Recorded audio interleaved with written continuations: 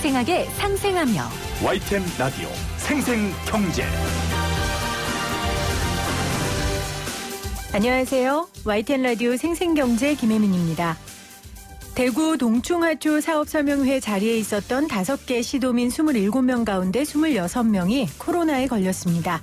추가 확진자도 계속 나오고 있죠. 사회적 거리두기 2.5단계가 진행 중인 지금도 불법 가상화폐 투자 설명회가 열리고 있다고 합니다.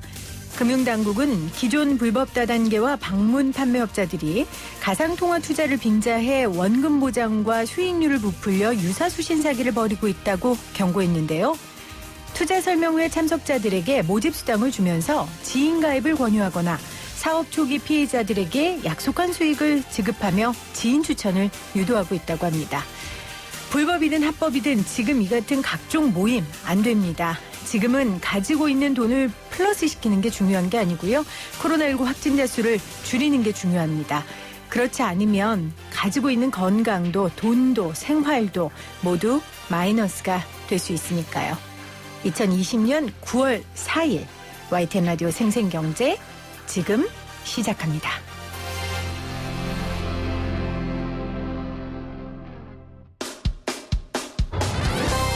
쉽다, 재미있다, 어라? 무슨 말인지 이해가 간다. YTN 라디오 생생경제.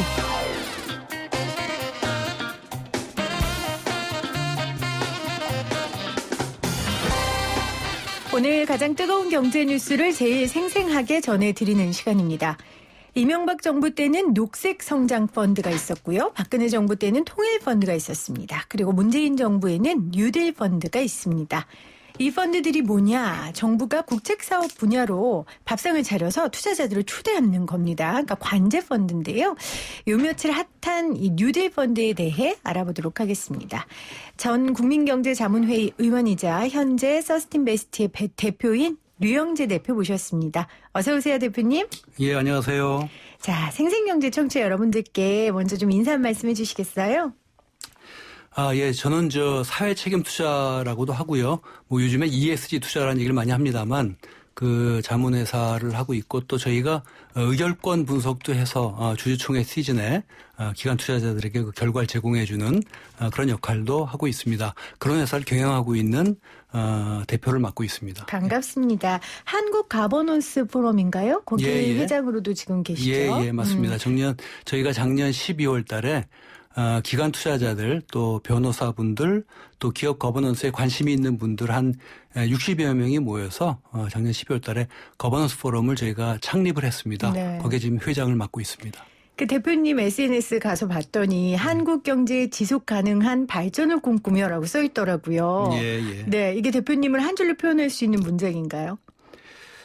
예, 저희가 이제까지 지난 한 60여 년 동안 우리나라 경제가 지금 단기적인 어떤 프레임 하에서 발전해 온 것 같아요. 그런데 이제 우리가 어떤 경제적 의사결정을 하고 경제 행위를 함에 있어서 다음 세대, 우리의 아이들 또 우리의 손자, 손녀들에게 어떤 미칠 영향까지 고려하면서 우리가 뭔가 경제 행위를 해야 되겠다라는 뜻에서 이제 그런 타이틀을 제가 적어 놓았죠.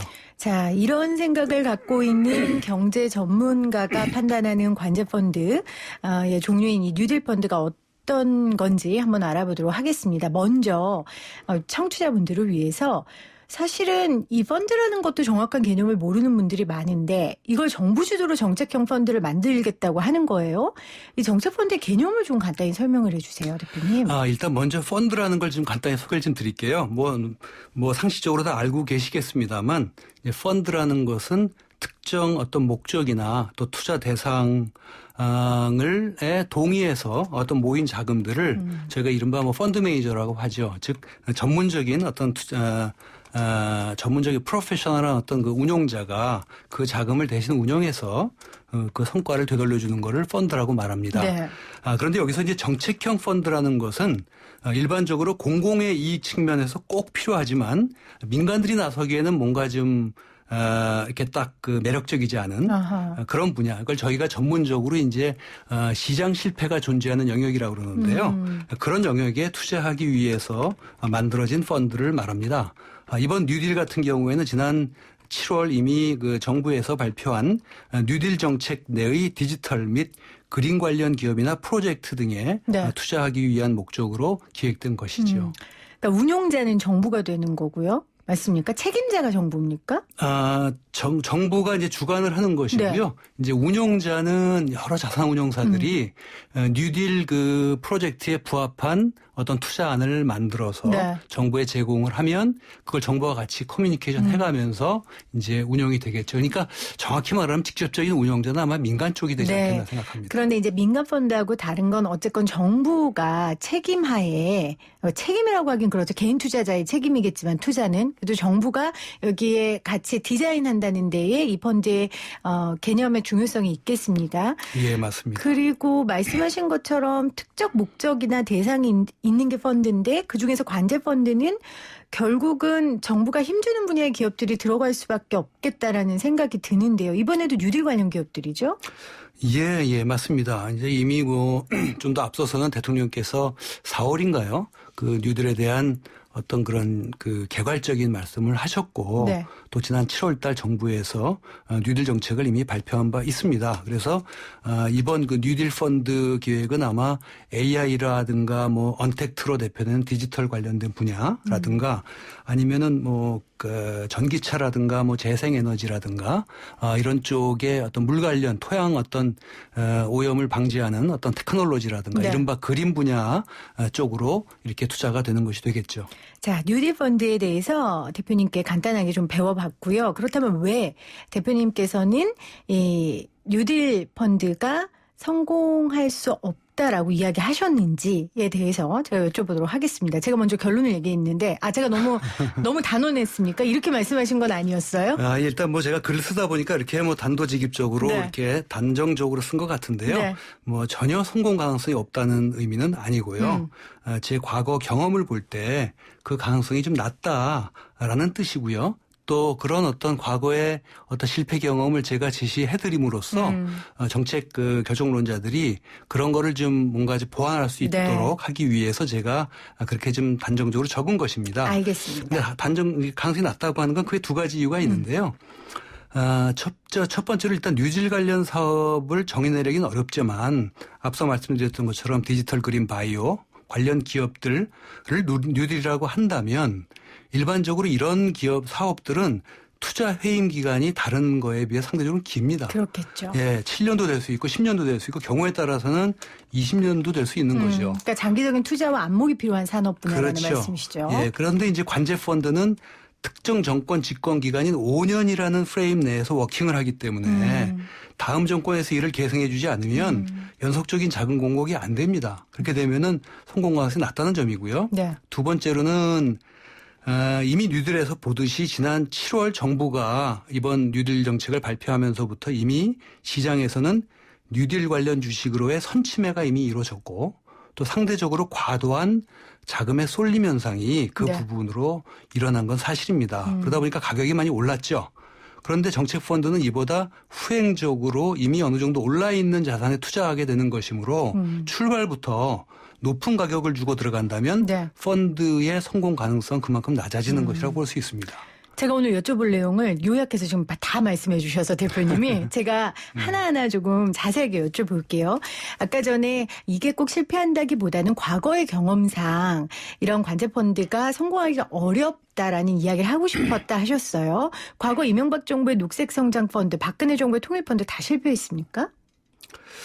100%라고 말씀드릴 수는 없습니다만 네. 거의 대부분이 MB 정권 당시에 이제 저탄소 녹색 성장을 발표하면서 운용사들 또 금융기관들이 아주 일제히 녹색 성장, 그린 성장, 저탄소를 앞에 붙여서 펀드를 갖다가 만들어서 판매를 했습니다만 현재 그 명맥을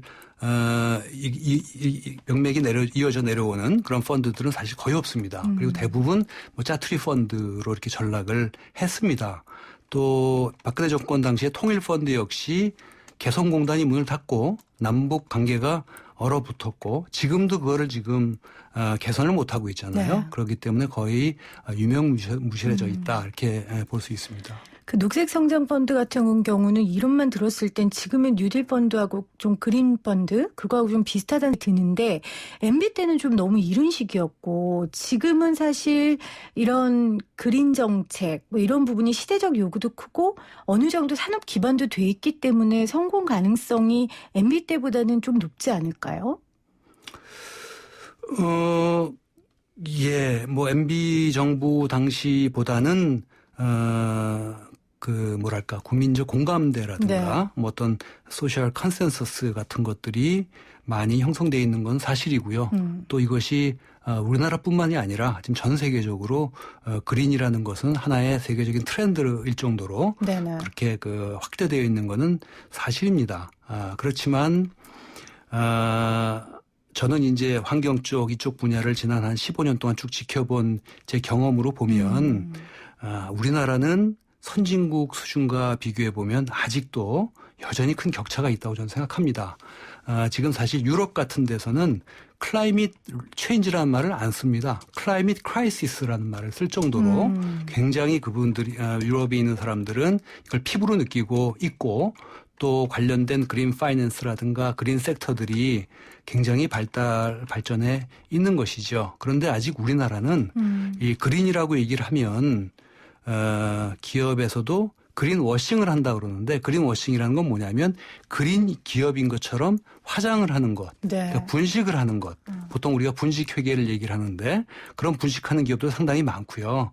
또 아무리 그 친환경 제품이나 서비스를 만들어도 그것을 만들어내는 과정에서 생산 공정 과정에서 온실가스 배출을 굉장히 많이 하거나 또 토양 및 대기를 오염시키거나 또 작업장 안전에 대해서 굉장히 소홀한 그래서 이율 배반적인 그런 기업들도 부지기수로 많습니다. 네. 그래서 결론적으로 제가 우려하는 부분은 그린 산업에 있어서는 이런 부분들을 보완 발전시킬 수 있는 투자가 저는 필요하다고 보고요. 그러나 이런 부분들도 아주 장기적으로 아주 인내를 가지고 또 펀더멘탈을 개선시킨다는 방향으로 진행돼야 된다고 저는 생각을 합니다. 단기간에 환경 선진국으로 도약하기는 저는 힘들고요. 그럼요. 단계적으로 밟아나가야 된다고 보는 것이죠. 패러다임을 바꿔야 하는 과정이 그렇죠. 있어야 되니까요.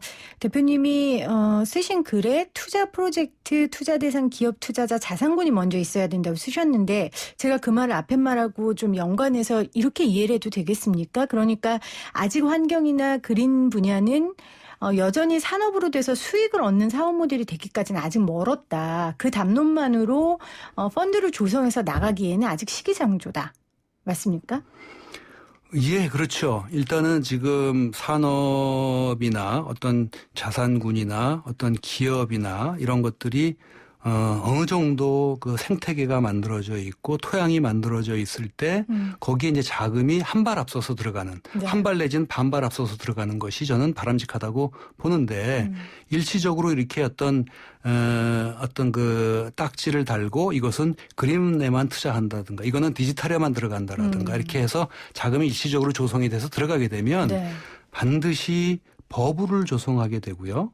또 일시적으로 자금이 들어가다 보니까 투자하는 입장보다는 투자처 입장에서 자금을 골라서 받고 또 그들의 자산 가격이 이미 올라 있다 보니까 버블 상태에서 투자가 들어가게 되고 또 거꾸로 투자받는 쪽의 협상력이 과도하게 높아집니다. 아하. 그렇게 되니까 불리하게 투자하게 되는 네. 어떤 그런 결과를 초래할 수도 있는 것이죠.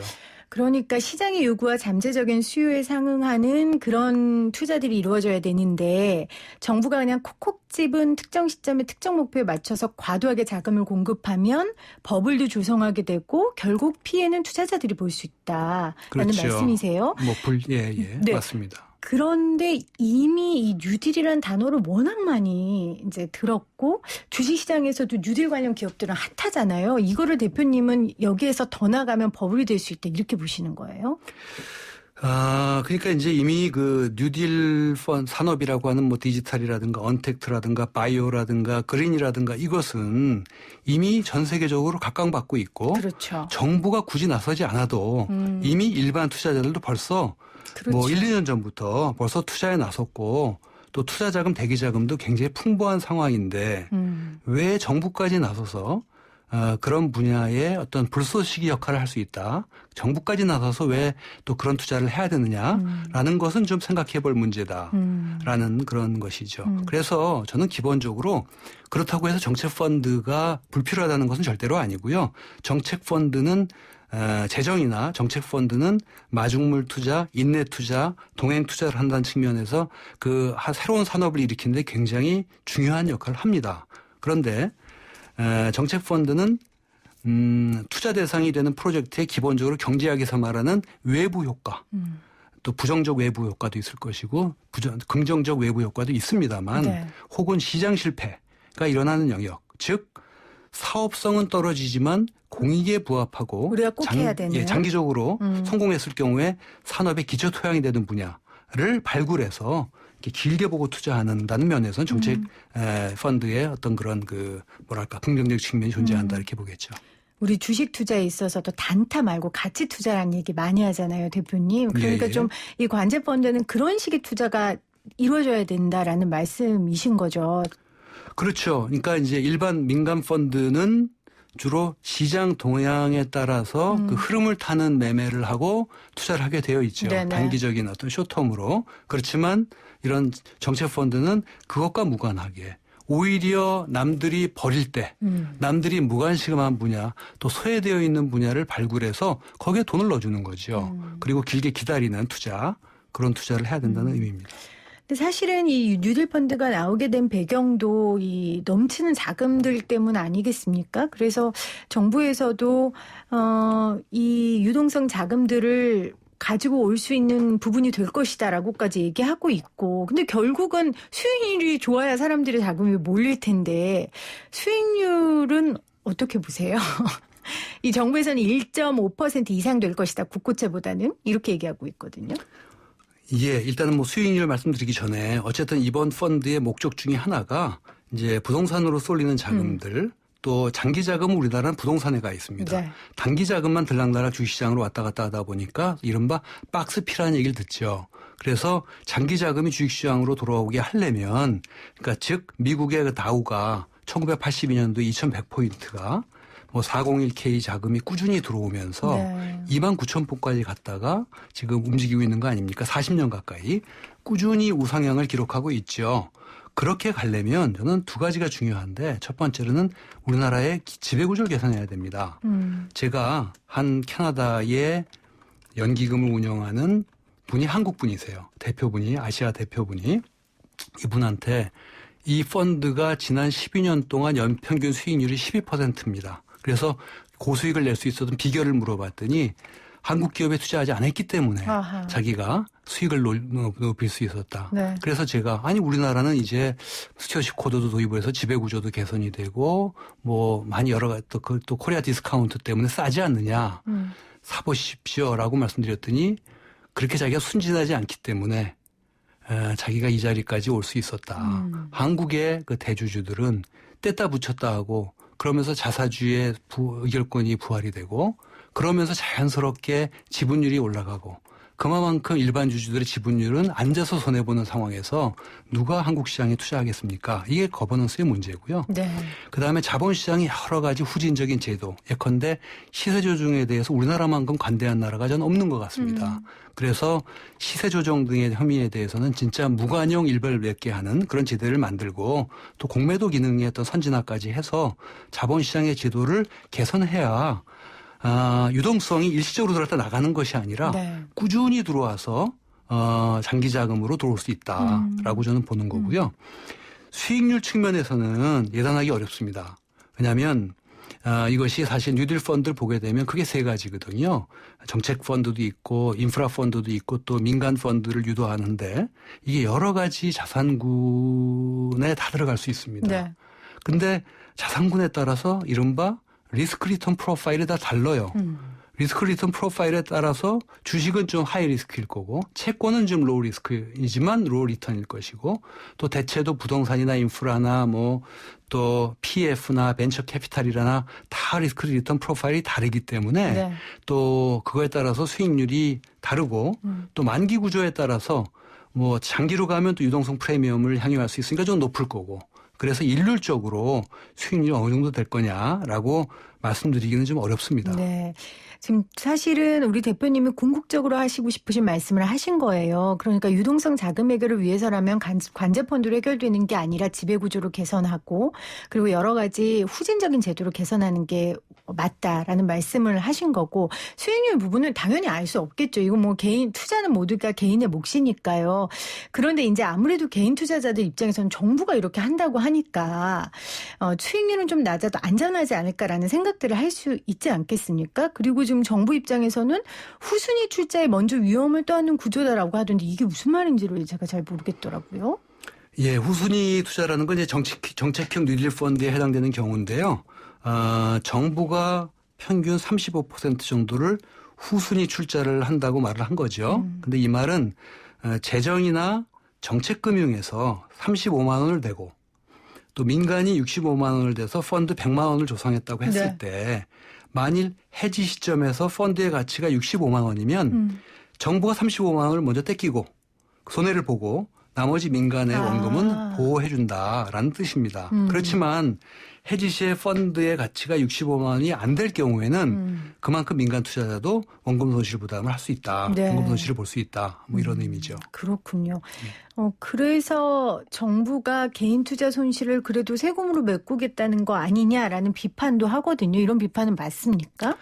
얼마든지 나올 수 있는 얘기죠. 그러니까 정부 보고서를 보면 공공부문이라고 그러는데 거기는 이제 재정과 정책금융이 있습니다. 거기서 성장금융, 사다리금융도 얘기를 했는데 재정은 이제 세금인 것이고 또 성장금융, 성장사다리 펀드는 거기에 민간 LP들의 자금도 들어가 있기 때문에 그 돈을 가지고 손실분을 갖다가 후순위로 자기들이 부담하면서 들어간다는 것은 저는 사회적 어느 정도 공론화 과정이 전제되어야 된다고 저는 생각을 합니다. 그렇군요. 세금이니까요. 네.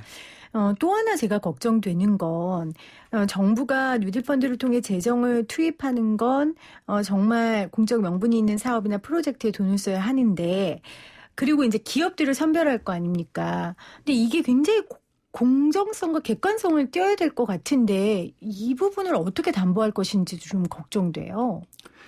예, 그래서 지금 유럽에서도 그린 텍서노미라는 것이 만들어져 있고요. 또 우리나라 지금 환경부에서도 그걸 좀 준비하고 있는 걸로 알고 있는데, 네. 그러니까 유럽의 여러 공적 펀드들이 그린과 관련된 펀드에 투자를 할 때 무엇이 그린 펀드냐, 무엇이 그린 산업이냐를 분류한다는 것이 판단한다는 것이 상당히 애매하고 또 주관적일 수 있어요. 그렇기 때문에 EU 차원에서 그린 텍소노미를 만들어서 어떤 것은 그린이고 어떤 것은 something 그린이고 아니면 something 그린이 아니다라는 것을 갖다가